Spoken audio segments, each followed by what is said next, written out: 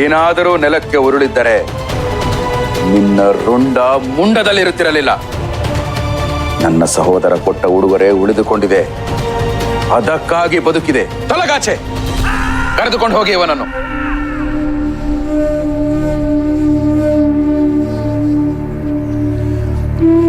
ದಾನವೇಂದ್ರ,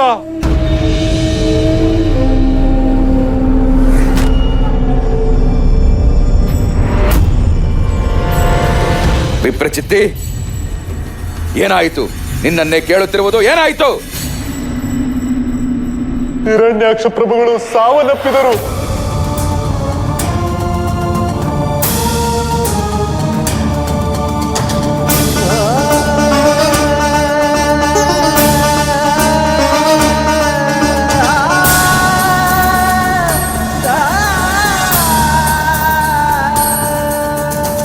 ಹೇಗಾಯಿತು? ಇದು ಹೇಗಾಯಿತು? ಇದು ಅಸಂಭವ! ಹಿರಣ್ಯಾಕ್ಷ, ಹಿರಣ್ಯಾಕ್ಷ!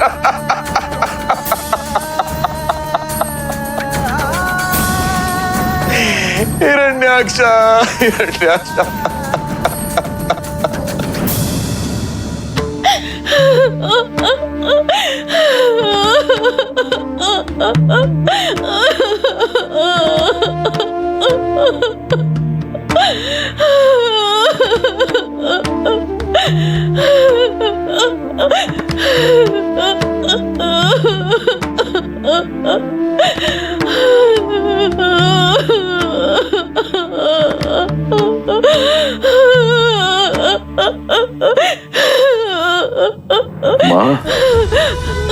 ಬಂದೆಯ ಹಿರಣ್ಯಕಶಿಪು?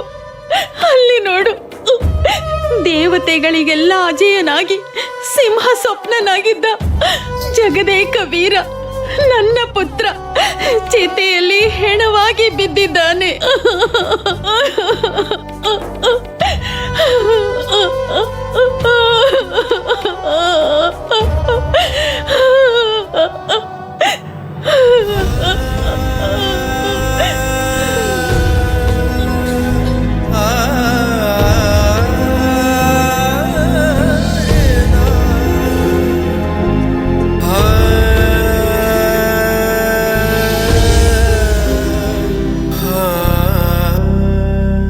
ದಿತಿ, ಯಾವ ರೀತಿ ನಿನಗೆ ನಾನು ಸಾಂತ್ವನ ಹೇಳಬೇಕು ನಾನರಿಯೆ.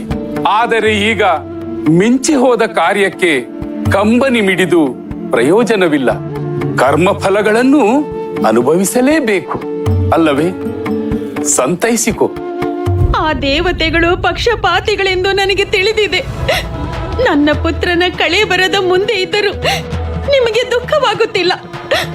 ಈ ಸಮಯದಲ್ಲೂ ಕ್ರೋಧಗೊಳ್ಳದೆ ಶಾಂತಿ ಮಂತ್ರವನ್ನು ಹೇಳುತ್ತಿದ್ದೀರಾ. ನನ್ನ ಈ ಒಡಲ ಉರಿ ನಿಮಗೆ ಕಾಣುತ್ತಿಲ್ಲವೇ?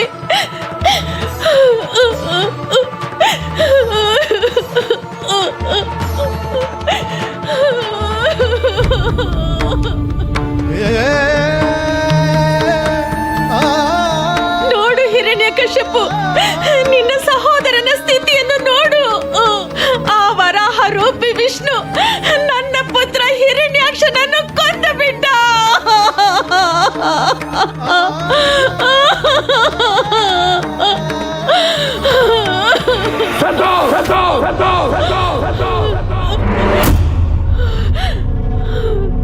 ಸದ್ದು, ಸದ್ದು, ಸದ್ದು! ನನ್ನ ಸಹೋದರನ ಮುಂದೆ ಯಾರು ಅಳಕೂಡದು.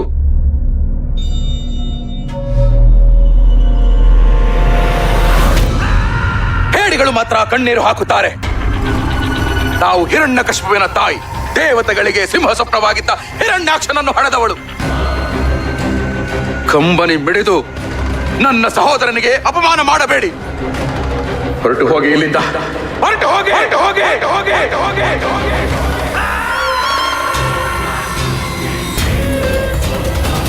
ನನ್ನ ಸಹೋದರ ವೀರ ಸ್ವರ್ಗದಲ್ಲಿ ಇದ್ದಾನೆ. ಅವನಿಗೆ ಪಾತಾಳದಿಂದ ಕೇಳಿಸಬೇಕಾದ್ದು ಆಕ್ರಂದನವಲ್ಲ, ಆವೇಶ ದ್ವೇಷದ ಹಾಹಾಕಾರ ಮಾತ್ರ. ಚಿರನಿದ್ರೆಯಲ್ಲಿರುವ ನನ್ನ ವೀರ ಸಹೋದರನ ಮೇಲೆ ಆಣೆ ಮಾಡಿ ಹೇಳುತ್ತಿದ್ದೇನೆ. ಮಾತೆ, ನಿಮ್ಮ ಒಡಲ ಹುರಿಯ ಸಾಕ್ಷಿಯಾಗಿ ಹೇಳುತ್ತಿದ್ದೇನೆ. ಆ ಮಹಾವಿಷ್ಣು ಎಲ್ಲಿ ಅಡಗಿದ್ದರೂ ಸರಿ, ಯಾವುದೇ ರೂಪದಲ್ಲಿದ್ದರೂ ಸರಿ, ಅವನ ಹುಟ್ಟಡಗಿಸದೆ ಬಿಡುವುದಿಲ್ಲ. ಈ ಸಾವಿಗೆ ಅವನ ಸಂಹಾರವೇ ಪ್ರತಿಕಾರ. ಸೃಷ್ಟಿಯೇ ಅಲ್ಲೋಲ ಕಲ್ಲೋಲವಾದರೂ ಸರಿ, ಗ್ರಹಗಳು ದಿಕ್ಕು ತಪ್ಪಿದರೂ ಸರಿ, ಇಂತನೆಲ್ಲ ಬಿರಿದರು, ಸಮುದ್ರ ಭೋರ್ಗರೆದರು, ಆ ಶ್ರೀಹರಿಯನ್ನು ಉಳಿಸುವುದಿಲ್ಲ, ಉಳಿಸುವುದಿಲ್ಲ, ಉಳಿಸುವುದಿಲ್ಲ, ಉಳಿಸುವುದಿಲ್ಲ, ಉಳಿಸುವುದಿಲ್ಲ.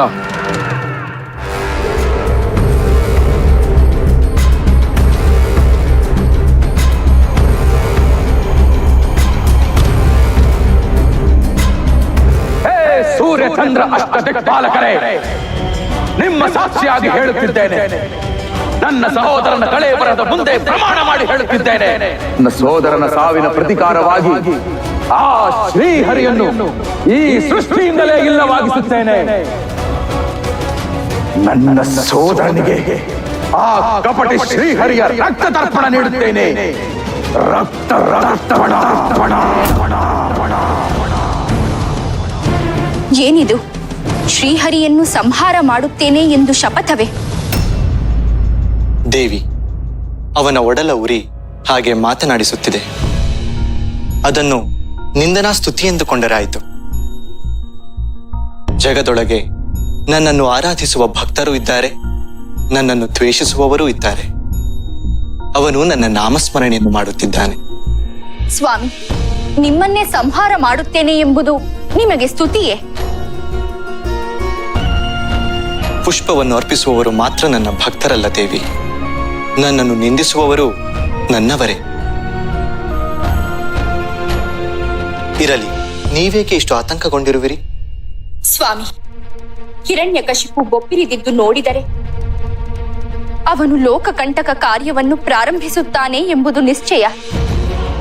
ಅವನ ಸೋದರ ಭೂದೇವಿಯನ್ನು ಅಪಹರಿಸಿದ.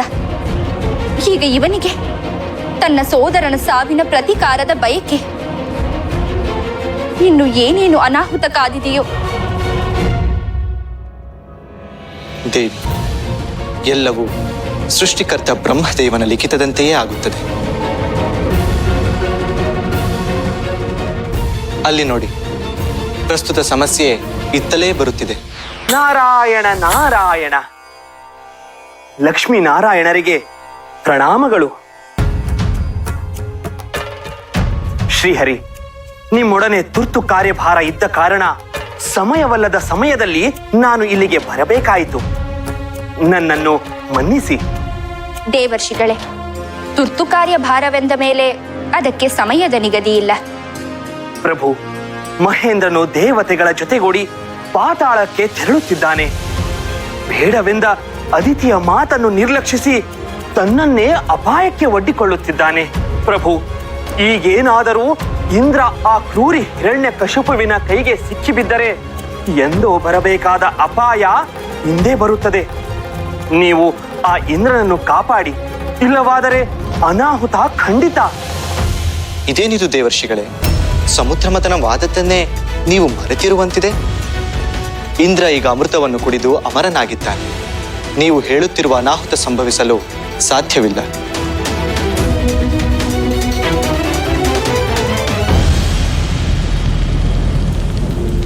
ಹಿರಣ್ಯ,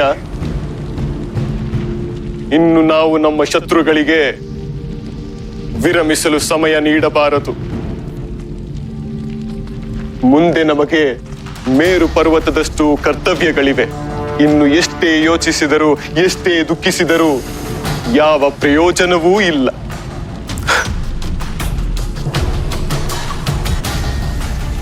ತೆಗೆದುಕೋ.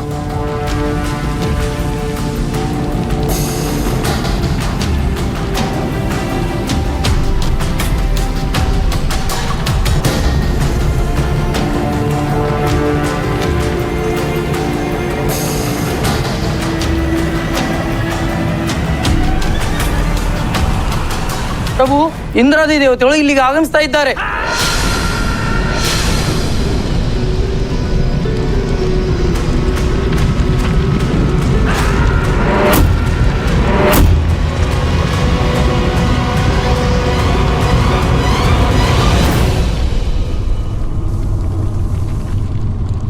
ಇನ್ನೂ ನನ್ನ ಸಹೋದರನ ಕಳೇಬರಕ್ಕೆ ಅಗ್ನಿಸ್ಪರ್ಶವೇ ಆಗಿಲ್ಲ, ಆಗಲೇ ಈ ಇಂದ್ರಾದಿ ದೇವತೆಗಳು ಆಗಮಿಸುತ್ತಿದ್ದಾರೆಯೋ? ಬರಲಿ ಬರಲಿ. ಹೇಯ್, ಆ ಇಂದ್ರಾದಿ ದೇವತೆಗಳ ತಲೆಗಳನ್ನು ಕತ್ತರಿಸಿ ತರುತ್ತೇನೆ. ಅವರ ಚಿತೆಗಳನ್ನು ಸಜ್ಜುಗೊಳಿಸಿ.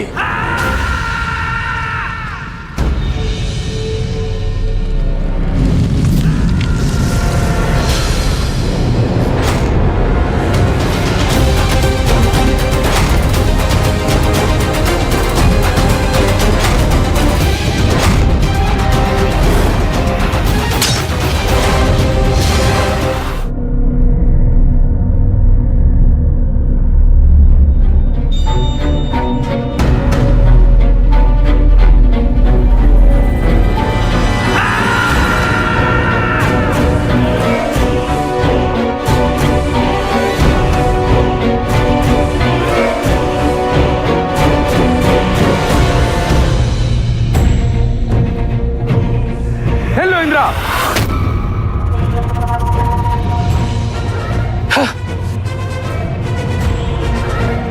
ಹಿರಣ್ಯ ಕಶ್ಯಪು, ಆ ಕುತಂತ್ರಿ ಶ್ರೀಹರಿಯ ಹೊಗಳು ಭಟ್ಟರು ಇವರು. ಏಯ್ ಇಂದ್ರ, ಇನ್ನೊಂದು ಹೆಜ್ಜೆ ಮುಂದಿಟ್ಟರೆ ನಿನ್ನ ರುಂಡವನ್ನು ಚಂಡಾಡಿ ಬಿಡುತ್ತೇನೆ. ಬಂದ ದಾರಿಯನ್ನು ಅನುಸರಿಸಿ ಹಿಂದಕ್ಕೆ ತೆರಳು. ಸಹೋದರ, ಶಾಂತನಾಗು. ಶಾಂತಿ? ನಿಮ್ಮನ್ನೆಲ್ಲ ಯಮಪುರಿಗೆ ಅಟ್ಟುವವರೆಗೂ ನನಗೆಲ್ಲಿದೆ ಶಾಂತಿ? ಬೇಡ ಇಂದ್ರ, ನನ್ನನ್ನು ಕೆಣಕಬೇಡ. ಕೆಣಕಿದರೆ ಈ ಕ್ಷಣವೇ ನಿನ್ನ ಅಂತ್ಯ. ನಾವು ನಿನ್ನ ಸಹೋದರರು, ನಿನ್ನ ದುಃಖದಲ್ಲಿ ಭಾಗಿಯಾಗಲು ಬಂದಿದ್ದೇವೆ. ಇದು ದ್ವೇಷ ಸಾಧಿಸುವ ಸಮಯವಲ್ಲ ವೀರ. ಸಹೋದರನಂತೆ ಸಹೋದರ ಬೆನ್ನ ಹಿಂದೆ ನಿಂತು ಆ ಶ್ರೀಹರಿಯನ್ನು ಮುಂದೆ ಬಿಟ್ಟು ಹಿರಣ್ಯಾಕ್ಷನನ್ನು ಕೊಲ್ಲಿಸಿದ ನೀವು ನನಗೆ ಬಂಧುಗಳೇ. ನಿನ್ನ ನಯವಂಚನೆಯ ಮಾತುಗಳನ್ನು ನಾನು ನಂಬಬೇಕೆ? ಹೇ ಇಂದ್ರ, ಪ್ರಾಣದ ಮೇಲೆ ಆಸೆ ಇದ್ದರೆ ಈಗಿಂದೀಗಲೇ ಹೊರಡು. ಇದ್ದರೆ ನನ್ನ ತಮ್ಮನ ಚಿತೆಯೇ ನಿನ್ನ ವಧಾಸ್ಥಾನವಾದೀತು. ಸಹೋದರ, ನಾವು ನಿನ್ನ ಮಾತು. ಮುಚ್ಚು ಬಾಯ್. ಸಹೋದರನಂತೆ ಸಹೋದರ, ಬಂಧುವಂತೆ ಬಂಧು. ನಮ್ಮ ದುಃಖವನ್ನು ಹಂಚಿಕೊಳ್ಳಲು ಬಂದವನು ಸ್ಮಶಾನಕ್ಕೆ ಬರುವಾಗ ಈ ಆಭರಣಗಳೇಕೆ, ಈ ಶೃಂಗಾರವೇಕೆ?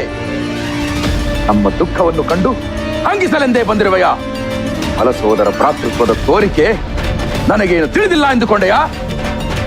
ಏಯ್, ನೀನಾಗಿಯೇ ಇಲ್ಲಿಂದ ಹೊರಟು ಹೋದರೆ ಸರಿ, ಇಲ್ಲವಾದರೆ ಇಲ್ಲಿ ನಡೆಯುವುದೇ ಬೇರೆ.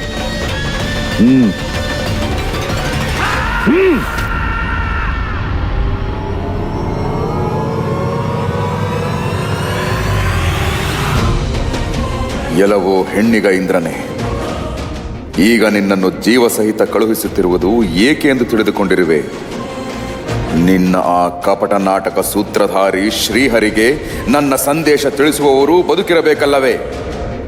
ಹೋಗು, ಹೋಗಿ ಆ ಹೇಳಿ ಶ್ರೀಹರಿಗೆ ತಿಳಿಸು, ಈ ಹಿರಣ್ಯಕಶಿಪುವಿನ ಕ್ರೋಧಾಗ್ನಿಗೆ ಬಲಿಯಾಗಲು ಸಿದ್ಧನಾಗಿರಲು ಹೇಳು. ಇನ್ನು ಲೋಕದಲ್ಲಿ ಶ್ರೀಹರಿ ಎಂಬುವವನು ನಾಶವಾಗುತ್ತಾನೆ. ನಾನು ಅವನನ್ನು ಸೃಷ್ಟಿಯಿಂದಲೇ ಅಳಿಸಿ ಹಾಕುತ್ತೇನೆ.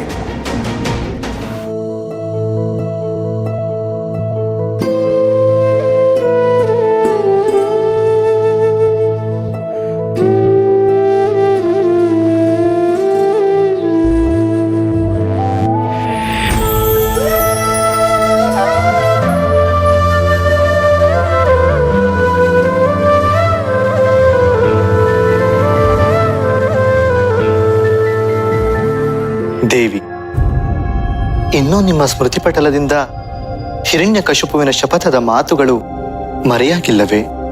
ಸ್ವಾಮಿ, ನೀವು ಎಷ್ಟೇ ಧೈರ್ಯ ಹೇಳಿದರೂ ಹರಿಯನ್ನು ಸಂಹಾರ ಮಾಡುವೆ ಎನ್ನುವ ಅವರ ಕ್ರೋಧದ ಮಾತುಗಳು ಮತ್ತೆ ಮತ್ತೆ ನನ್ನ ಚಿತ್ತ ಶಾಂತಿಯನ್ನು ಭಂಗಪಡಿಸುತ್ತಲೇ ಇವೆ. ದೇವಿ, ಜಗಜ್ಜನನಿಯಾದ ನೀವು ಆತಂಕ ಪಡುವ ಅಗತ್ಯವಿಲ್ಲ. ಸ್ವಾಮಿ, ದಾನವ ಗುರು ಶುಕ್ರಾಚಾರ್ಯ ಸುಮ್ಮನೆ ಇರುವ ಸ್ವಭಾವದವರೇ. ಹಿರಣ್ಯಕಶಿಪುವನ್ನು ಪ್ರೇರೇಪಿಸುತ್ತಾರೆ. ಅವರಿಗಿನ್ನೂ ದೇವತೆಗಳಿಂದ ದೂರವಿಟ್ಟ ಕೋಪ ಕರಗಿಲ್ಲ. ಈ ಸಮಯವನ್ನು ಉಪಯೋಗಿಸಿಕೊಂಡು ಸುರಾಸುರರ ನಡುವೆ ಯುದ್ಧವೇ ನಡೆಯುವಂತೆ ಮಾಡಬಹುದು. ದೇವಿ, ಸಕಲವು ಬ್ರಹ್ಮದೇವನ ಲಿಖಿತದಂತೆಯೇ ನಡೆಯಬೇಕು. ಅದನ್ನು ತಡೆಯಲು ಸ್ವತಃ ಬ್ರಹ್ಮದೇವನಿಂದಲೂ ಸಾಧ್ಯವಿಲ್ಲ. ಆ ಬರಹದಂತೆಯೇ ಹಿರಣ್ಯಕಶಿಪುವು ನಡೆದುಕೊಳ್ಳುತ್ತಿದ್ದಾನೆ. ಅವನು ಏನು ಅನಾಹುತ ಮಾಡಲು ಹೊರಟಿರುವನೋ ಅದರ ಗರ್ಭದಲ್ಲೇ ಅವನ ಸಂಹಾರದ ಕುಡಿ ಈಗಾಗಲೇ ಉದಯಿಸುತ್ತಿದೆ. ಅವನ ಗುಣವೇ ಅವನನ್ನು ಸಂಹಾರ ಮಾಡುವ ಶತ್ರು.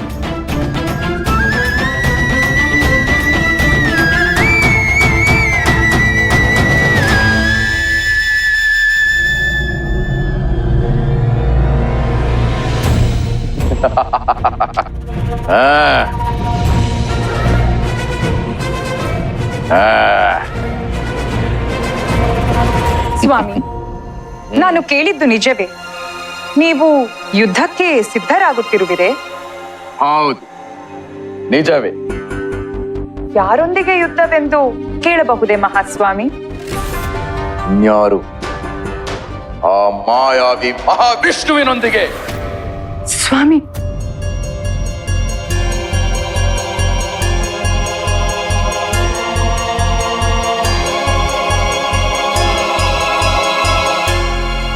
ಸ್ವಾಮಿ, ಬೇಡ ಸ್ವಾಮಿ. ಈ ಬಾರಿ ನಿಮ್ಮನ್ನು ಯುದ್ಧಕ್ಕೆ ಹೋಗಲು ನಾನು ಬಿಡುವುದಿಲ್ಲ.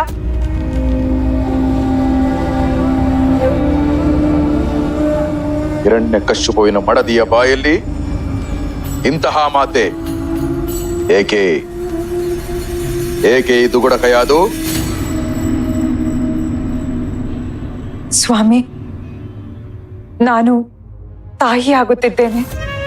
ನಿಮ್ಮ ವಂಶದ ಕುಡಿ ನನ್ನ ಗರ್ಭದಲ್ಲಿ ಬೆಳೆಯುತ್ತಿದೆ. ಇಂತಹ ಸಂದರ್ಭದಲ್ಲಿ ನಿಮಗೇನಾದರೂ ಅನಾಹುತ ಉಂಟಾದರೆ ನನಗ್ಯಾರು ಗತಿ ಸ್ವಾಮಿ? ಕಯಾದು, ಕಯಾದು, ಕಯಾದು! ಈ ಸುಸಂದರ್ಭದಲ್ಲಿ ಎಂತಹ ಸಿಹಿ ಸುದ್ದಿಯನ್ನು ನೀಡಿದೆ. ನೋಡುತ್ತಿರು, ನೋಡುತ್ತಿರು, ನಮಗೆ ಪುತ್ರ ಸಂತಾನವೇ ಜನಿಸುತ್ತದೆ.